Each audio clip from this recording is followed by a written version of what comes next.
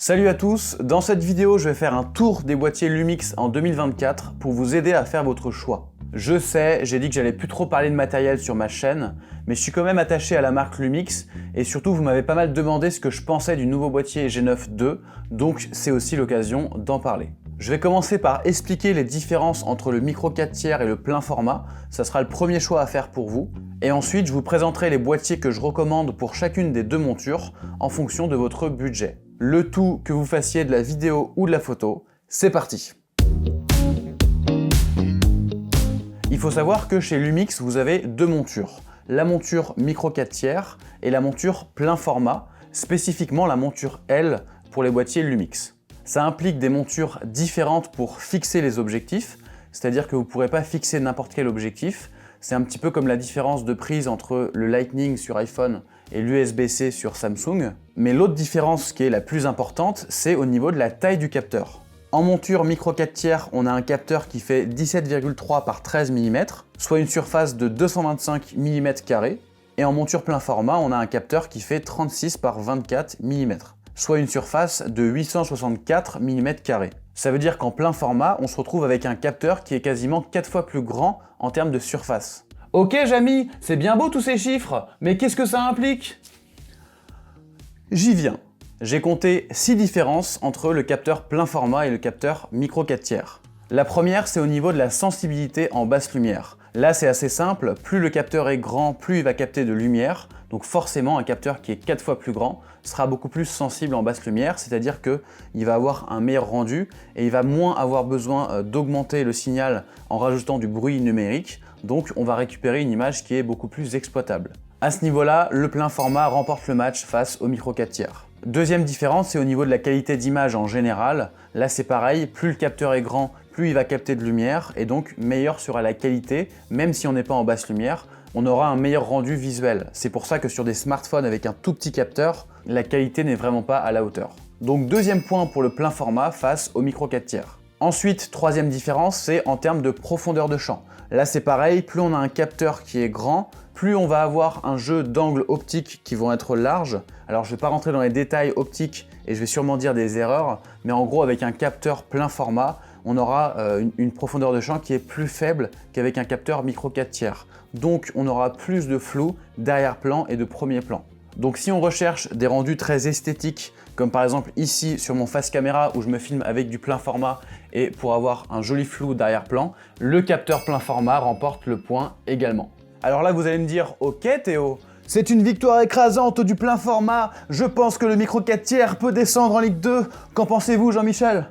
Pas si vite Thierry, un match n'est jamais terminé. Quatrième différence, c'est au niveau de la taille et du poids des objectifs. Forcément, vu qu'on a un capteur qui est 4 fois plus petit, ça veut dire que les objectifs qu'on va mettre devant seront beaucoup plus compacts pour la même équivalence focale. En fait, c'est une sorte de miniaturisation.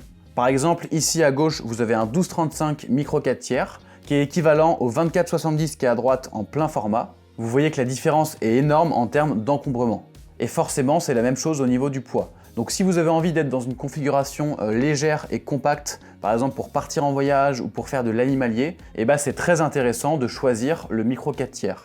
Et ça, c'est encore plus flagrant sur les téléobjectifs. Si vous prenez par exemple un 150-600 en plein format, c'est un énorme bazooka que vous emportez avec vous, alors que sur du micro 4/3, du 100-300 par exemple, qui est à peu près l'équivalent, reste très compact, ça peut passer inaperçu. Ça fait donc 3-1 pour le plein format. Cinquième différence, c'est au niveau du prix des objectifs. Donc ça va un petit peu avec ce que j'ai dit avant. Forcément, s'ils sont plus compacts et plus légers, ils sont moins chers à fabriquer parce qu'il y a moins de matériaux, donc ça se ressent fortement sur le prix. C'est vrai que si vous partez sur du plein format, vous savez que ça va être un investissement important à chaque nouvel objectif. C'est pour ça que le micro 4/3 remporte ce point. Je vous avais dit Thierry, un match n'est jamais terminé, il n'y a que ce sport pour nous faire vivre ce genre d'émotion. Dernier critère qui peut être important à prendre en compte, c'est le crop en 4K 50 images par seconde. En gros, sur les deux montures, vous pouvez filmer en 4K 50 images par seconde. Par contre, quand vous êtes sur un boîtier avec un capteur plein format, vu que le capteur est plus grand et qu'il y a plus de données à traiter, quand vous passez à 50 images par seconde en 4K, il va cropper sur le capteur pour avoir finalement une zone plus petite du capteur qui correspond à un format APS-C pour qu'il puisse quand même traiter toutes les informations 50 fois par seconde. Alors que sur les boîtiers micro 4 tiers, vous n'avez pas de crop en 4K, vous restez sur la même valeur de plan, quelle que soit votre fréquence d'image. Donc ça, c'est quelque chose qui peut être un petit peu gênant quand vous êtes sur du plein format. Vous êtes par exemple en 4K 25, vous passez en 50 et vous voyez votre image qui zoome un petit peu. Donc voilà, ça peut demander un ajustement en termes d'objectif ou de recul. C'est pour ça que ça fait un point de plus pour le micro 4 tiers et on arrive à une égalité parfaite entre les deux montures. Vous voyez qu'au final, c'est pas forcément tout le temps un avantage d'avoir la plus grosse taille de capteur. Et maintenant, je vais vous aider à faire votre choix. En termes de plein format, pour moi, le choix il est assez simple. Je vous conseille de partir sur le Lumix S5 II, qui est le boîtier, on va dire, phare de la gamme plein format et qui est sorti début 2023. Personnellement, c'est ma caméra principale, c'est lui qui me filme actuellement et c'est avec ce boîtier que je fais toutes mes prestations pour mes clients. Je vais pas tout redire ce qu'il a parce que pour moi, il est hyper complet, hyper polyvalent, que ce soit en photo ou en vidéo. Je vous renvoie à ma vidéo détaillée que j'ai faite sur ce boîtier en description. Sachez que le S5 II, il coûte 2200 € boîtier nu et pour moi, il n'y a pas de question à se poser, c'est celui-ci qu'il faut choisir dans 90% des cas. Dans les 10% des cas restants, vous avez deux options. La première, c'est de prendre le S5 II X, qui est un boîtier qui coûte 300 € de plus, donc 2500. Et lui, il va être encore plus spécialisé vidéo. En gros, vous allez pouvoir enregistrer en All Intra et en ProRes en interne, qui sont des codecs professionnels avec des débits plus élevés. Mais en gros, pour faire simple, si vous ne comprenez pas ce que ça veut dire, c'est que c'est pas fait pour vous. Ensuite, vous allez pouvoir enregistrer en RAW via la sortie HDMI. Donc là, c'est un codec encore plus avancé et encore plus complexe à utiliser parce qu'il faut un enregistreur externe. Donc là, c'est pareil, ça s'adresse vraiment à une toute petite niche de personnes. La troisième fonction en plus qui, elle, est pour le coup assez intéressante, c'est la possibilité d'enregistrer directement sur un SSD via la sortie USB-C. Donc on a non seulement les deux ports pour carte SD, mais on peut aussi choisir d'enregistrer directement en USB-C sur un SSD. Et on sait que les SSD, ça a des capacités beaucoup plus élevées que les cartes SD. Et surtout, ça permet ensuite d'avoir un transfert qui est plus rapide quand on décharge les rushs sur l'ordinateur. Donc à la limite, si moi je devais choisir le S5 II X, ça serait pour cette raison-là. Mais finalement, je ne l'ai pas choisi parce que quand on branche un SSD sur la prise USB-C, on peut plus se servir de cette même prise USB-C pour recharger, enfin en tout cas pour alimenter l'appareil en temps réel. Or, moi je préfère brancher l'appareil sur secteur via la prise USB-C et utiliser des cartes SD, plutôt que d'enregistrer sur un SSD en USB-C et de devoir charger et changer des batteries quand je fais des tournages, notamment chez moi en face caméra. Dernière petite différence, c'est que le S5 II X est complètement noir, donc ça c'est une question un petit peu de style et de goût. Et ça peut être intéressant si par exemple vous faites des photos ou des vidéos dans un environnement sombre et que vous avez envie de passer complètement inaperçu. Mais là ici on est vraiment dans du détail.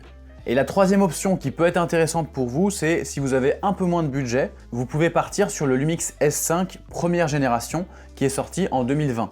En termes de tarifs, là je viens de le voir à 1000 € en offre flash. Bon après je pense que ça dépend des périodes, mais en gros je pense que vous pouvez le trouver neuf entre 1000 et 1500 €, ce qui est quand même assez intéressant par rapport au S5 II qui coûte 2200.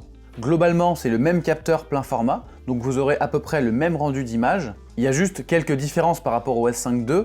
Je dirais que la plus importante, c'est l'absence d'autofocus performant. On était sur l'ancienne génération d'autofocus, et notamment pour la vidéo, c'était pas du tout fiable, par exemple pour de l'interview, du face caméra, pour un suivi fiable du visage. Donc on est encore sur une génération où il vaut mieux être en focus manuel en vidéo. Sur ce modèle, vous avez une prise micro HDMI et non une prise HDMI, ce qui peut être un peu contraignant si vous voulez vous connecter à un enregistreur externe ou alors un moniteur. Vous ne pouvez pas prendre le premier câble HDMI classique, il faut avoir avec vous un câble micro HDMI vers HDMI. Et enfin, c'est un boîtier qui est limité à 30 minutes d'enregistrement dans beaucoup de formats, ce qui peut être contraignant si on fait par exemple du face caméra ou de l'interview, où on fait facilement des rushs qui vont durer 1 heure ou 2. Mais au-delà de tout ça, franchement, c'est un super boîtier.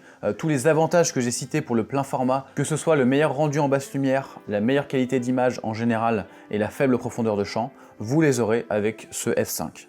Voilà pour le plein format, maintenant on passe au micro 4 tiers. Ici, ça va être encore plus simple. Si vous avez le budget, en boîtier neuf, je vous conseille un seul modèle, c'est le Lumix G9 II. Il coûte 1900 € boîtier nu et c'est effectivement la nouvelle star en micro 4 tiers parce qu'il sait tout faire. Je précise que je ne l'ai pas eu en main, donc je ne pourrais pas rentrer en détail dans ses capacités, mais de toute façon, vous trouverez plein de vidéos de tests chez mes collègues youtubeurs. Ce que je sais, c'est qu'il est très polyvalent en photo et en vidéo, et par exemple, en vidéo, il monte à 120 images par seconde en 4K, et je crois qu'en plus, c'est sans crop, donc ça, c'est vraiment assez dingue, sachant que sur du plein format, sur le S5 II, on peut monter qu'à 60 images par seconde en 4K avec un crop. Donc franchement, il n'y a pas grand-chose d'autre à dire sur le G9 II. Pour moi, je pense qu'on est arrivé à un niveau d'aboutissement total sur un boîtier polyvalent photo et vidéo, un petit peu comme le S5 II d'ailleurs dans la gamme plein format. C'est deux boîtiers qui sont sortis en 2023 et pour moi là on n'a plus vraiment de débat à faire pour savoir lequel est meilleur en photo, en vidéo, pour telle situation. Ça a simplifié la gamme et pour moi c'est assez clair qu'il faut prendre le G9 II si vous avez le budget. Et encore une fois, n'hésitez pas à aller voir les tests de mes collègues pour en savoir un petit peu plus en détail. Maintenant, si vous avez moins de budget, vous pouvez regarder du côté de l'occasion. Je recommande toujours le GH5 qui reste mon chouchou même en 2024. Vous pouvez le trouver autour de 700 € boîtier nu d'occasion. Là, ça a plus trop d'intérêt de le prendre neuf. Je crois qu'il est autour de 1400 € et je trouve ça trop cher pour le coup. Ici, le compromis, ça va être surtout au niveau de l'autofocus par rapport au G9 II. Encore une fois, ici, on est sur l'ancien système qui est beaucoup moins performant en vidéo et donc ça implique de travailler en focus manuel si on veut quelque chose de fiable. Ce que j'ai fait pendant pas mal d'années, ça a été ma caméra principale de 2017 à 2023. Le GH5, c'est un boîtier qui est un petit peu plus axé vidéo que photo, donc il manquera peut-être certaines fonctionnalités comme par exemple les rafales, c'est pas le plus performant à ce niveau-là, mais il sait quand même faire des photos.